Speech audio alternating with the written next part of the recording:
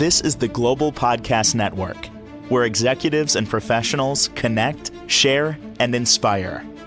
Stay tuned for the conversations that drive success.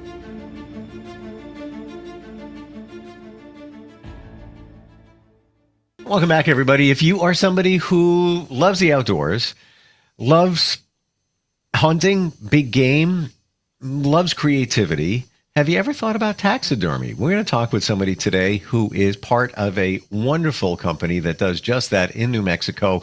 They work with people around the world and just amazing creations. It is Leyba Creations Cricket from the duo there, husband and wife, but they got a team as well, joins us once again on the program. How are you doing today? I'm doing great. How are you? Very well, very well. This is something we've never talked about before. And did you somewhat inherit this role?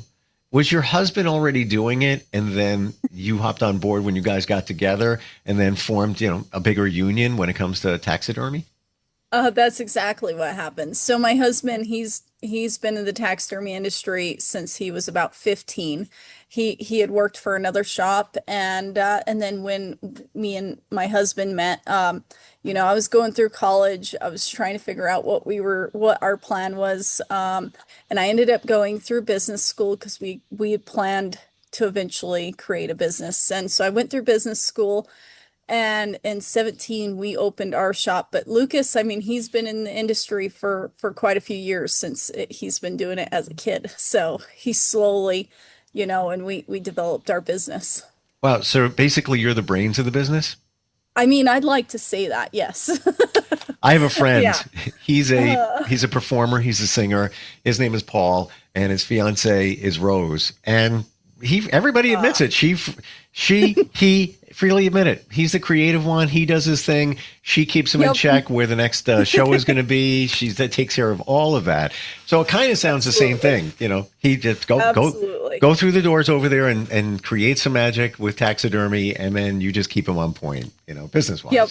Yeah. That's exactly how it is.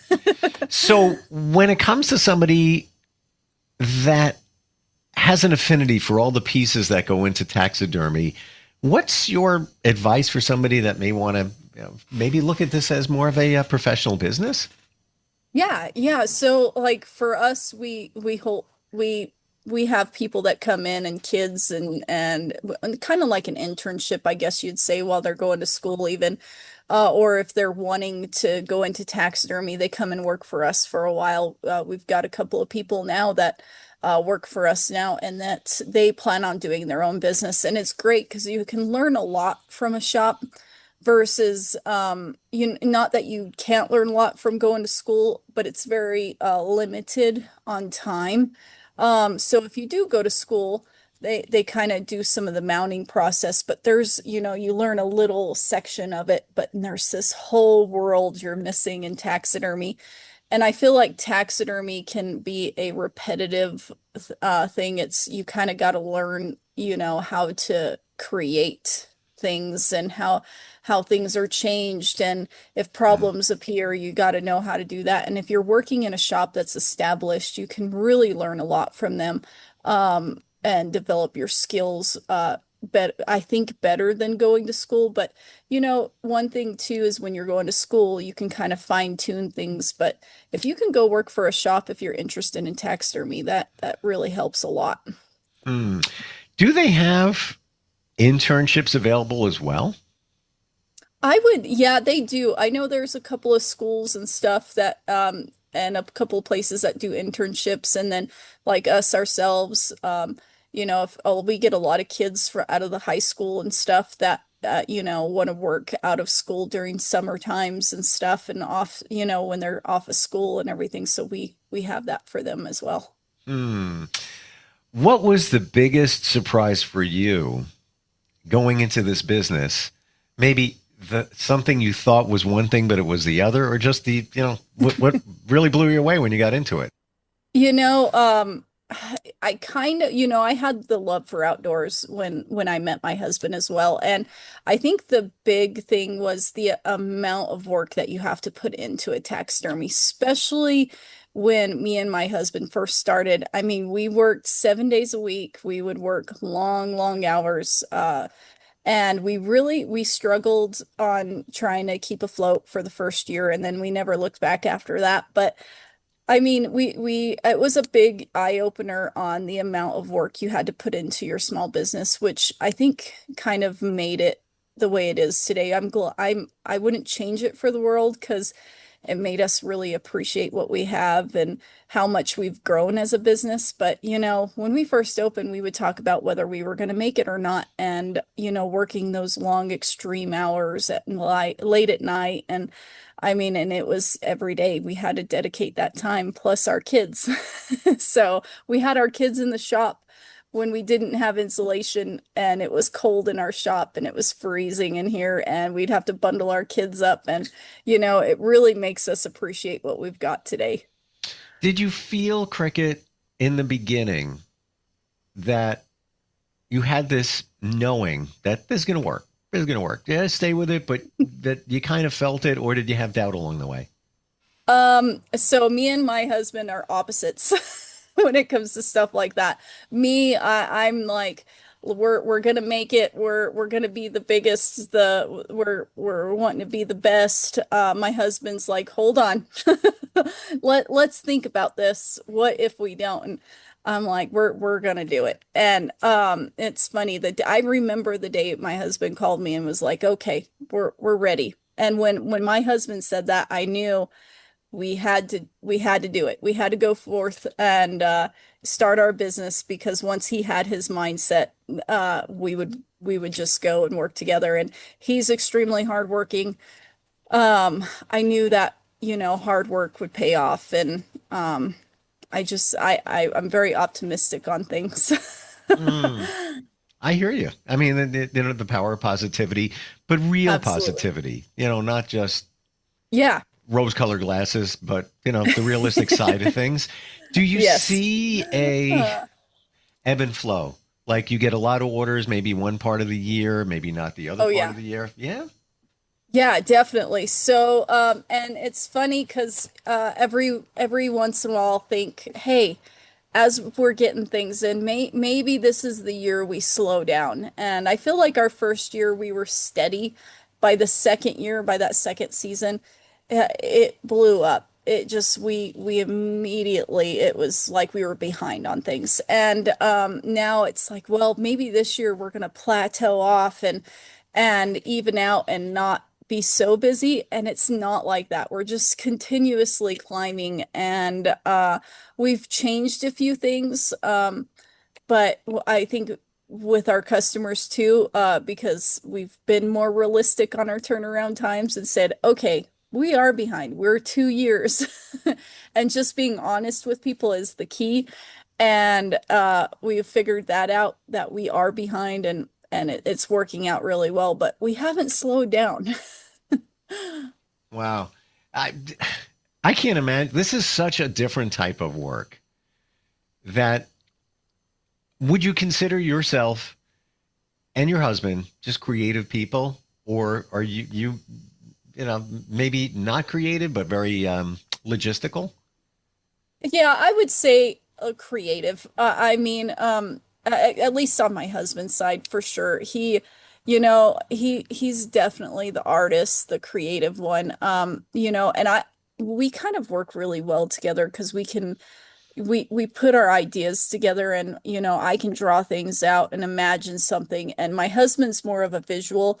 And if somebody talks to me about something, I can see it.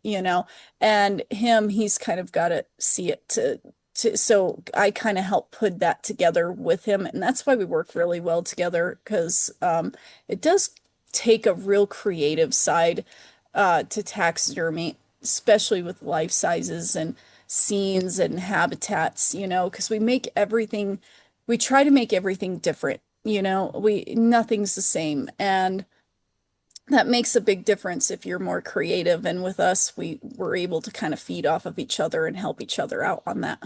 All right, personal question. When you're working on different projects, Uh-huh. is it always exciting? Is it always new? Is it always fresh? Or it's, well, we got another animal, we're going to do it, on to the next one, on to the next one. That doesn't mean that you're not being creative, giving it, Yeah. optimal TLC and attention. But do you look at it as a new creation, like every single time?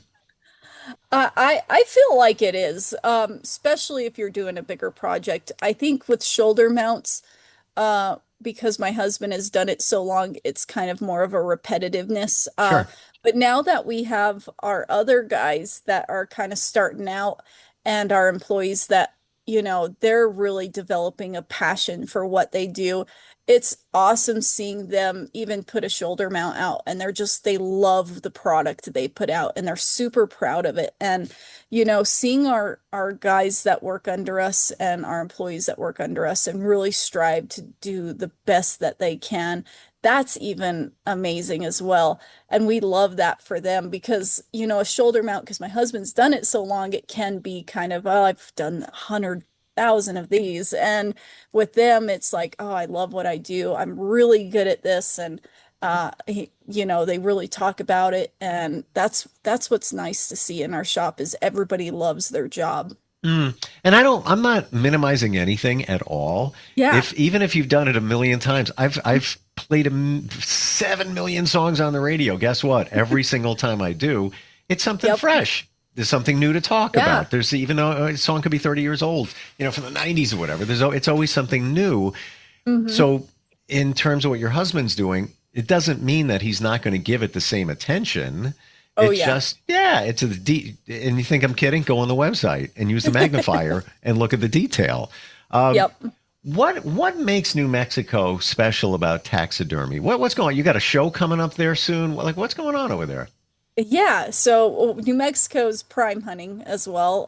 We're a great hunting state. And then our show's coming up. So the New Mexico Taxidermy Show. We're real excited about that. We've been prepping for that. A lot of shops and they come in and they've prepped all year or the last few months to get their show pieces ready and really show off their best work at these shows. And there's some incredible talent there. And then it just kind of you go through and it's the best of the best there, and there's different levels of taxidermists there too. You can put in for, there's professional, there's commercial, and then there's the masters, which you eventually want to get where you're a master taxidermist and do really well there and compete and be the best there. And there's some amazing work there. Are there certifications for somebody who does taxidermy? So it depends on the state that you're doing taxidermy. Some require licenses, but like New Mexico, no, it's just it's a business license. And like when you're going through the show, you have to win so many to be able to call yourself basically a master's. So you have to win so much in the professional division, and then you could be bumped up, which is pretty neat. So, you have to qualify for that, at least in the show, to be able to become a master. So questions on that.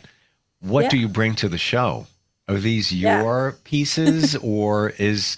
we got the show coming up next month. What do we got in the shop here? This was, Mr. Jones from South Africa. We're going to bring this piece. He said it's okay. How does that work? Yep. So, it depends on what they're wanting. A lot of people bring some mule deer, some Barbary sheep. My husband, of course, he brings a cat every year. And cats are really, really tough to win on. And there's a lot of detail. There's a lot of things to go wrong that you've got to really critique a lot. There's also, if you do an open mouth versus a closed mouth, that just opens a whole new sector when it comes to the judging part of it here. And it's amazing what you can learn on what you're doing wrong from start to finish, basically. Wow. I see this in a different light, Cricket. I really do, because it's one thing, you deliver a piece to a client, the mouth is open. Of course, massive detail going in there. Yeah. Side note, it's not real teeth, and tongue. Just letting everybody know. Yep. We discussed that earlier. But to your point, it opens up a different area of detail that you got to get right if you want to score high. So I never thought of Yes, it that way from the competitive side of things. absolutely. He's bringing a cat to the show. Yes, sir. Every year he brings the cat. Last year he brought a life-size lion and a bobcat. He did really well on both of them. And he's going to bring another cat this year. That's kind of, and everybody expects it. So they're like, what cat are you bringing this year? Jeez, where That's where what he did where does. did this cat come from? So this one, the one that we are going to bring this year came from a man that he actually ended up trapping it by accident, and we bought it from Game and Fish. So, and it's a big Tom. So I think he's prepping that now and getting it ready. So that's the one we're taking. So it's yours. Yes, we actually had bought the cat, so it is ours. Oh Yeah. my gosh. So Yeah. after the show, what would you wind up doing with it? Would you be keeping it, displaying it, selling it, or what? Yeah, we'll probably keep this one as a display in our shop, just because it'll be a really nice piece to show in here. But normally every year before this, we've actually never really brought anything of our own. We've brought our customers' work because it really doesn't change what we do. Which, you can ask shops too when you take your animals in and say, hey, do you do more commercial work or do you do more show work? Because that is a big difference on the quality of your work as well. All of our work is show work in our eyes. Nothing should leave, whether it's going to a show or whether it's leaving to our customers. So we love to do customer work, and then that way it gets a piece done. And then we are able to get it out of the shop because we tend to run out of room very quickly. Wow. So if we say commercial work, what would be done with that? In a Yeah. lodge, a hotel, or something like that? So more actually, so when like if you hear taxidermist or anybody talk about taxidermy and they say commercial work, usually that's work that's done a little bit quicker and the detail isn't as good. Now, when you're doing show work and professional or master work, that means that your detail is a lot more fine-tuned. There's a lot more detail there, and there's a lot more time taken on that animal. Commercial is more of that assembly line where you're kind of pushing them out. And we say we don't do commercial work in our shop. It's show work. Wow. Well, there's a reason why it takes longer for Yes. you to do pieces, but there's a reason Yeah, because it's perfect. We have an email. Can we go to that? absolutely. Cool. Okay. This is Mitch in Tulsa who says, do you have any habitats that give the impression of water? I Uh, vacation, I vacation in an area which backs up to water and was considering certain wildlife near it. Yeah, absolutely. So we've done a few pieces with water. We've done a bear with a water scene and where there's a glass top and it's actually an acrylic top. And it has the illusion of water. It's blued out with ripples. And you can even make it where there's a splash going through where a fish is coming out. We've done it where there's a lion that's coming over a tree and there was a glass top to make that illusion of water, but then they can use it as a coffee table as well. So we're doing another piece now where we've got a bear and we got some fish, which we don't do fish. We have another taxidermist do that for us because Like real, that's real not what we fish, specialize. real Yeah, fish. Oh yeah. my gosh. Absolutely, and they're beautiful, and they did such a good job. And we put the fish under the bear for a water scene, and then we'll do some acrylic splashes and water scene on top. And you basically make your water scene, which is a two-part pour as well. We do a lot of polyurethane pours and to make either like a glass top or acrylic tops and to make that illusion of water. To me, that's fun. That sounds exciting Yeah. to make it look like water and Yeah. certainly functional too if it's a table. What do you say to people when they say, well, you guys do cats, you do animals. Yeah, what's the difference between fish? What's the big deal? What would you Yeah, say? so fish, like scaled animals and even birds. So they're Mm, processed a lot differently than a mammal does. And we specialize in cats basically, and in our mammals, which is elk, bears, animals like that. And that's just what we specialize in and we're really good at. That's what we've always done. That's what my husband's always done. We've never done fish and we've never done birds. And like we've had customers call, we had a turkey, which was a rare wild turkey out of Mexico, and they're like, "Hey, what? It's super rare." And they're like, "Hey, will you do this for us?" And I'm like, "No, you don't want me to do, and you want us to do like a cat. That's what we are good at, and that's what we stick to." mm. Would your husband ever try doing a bird?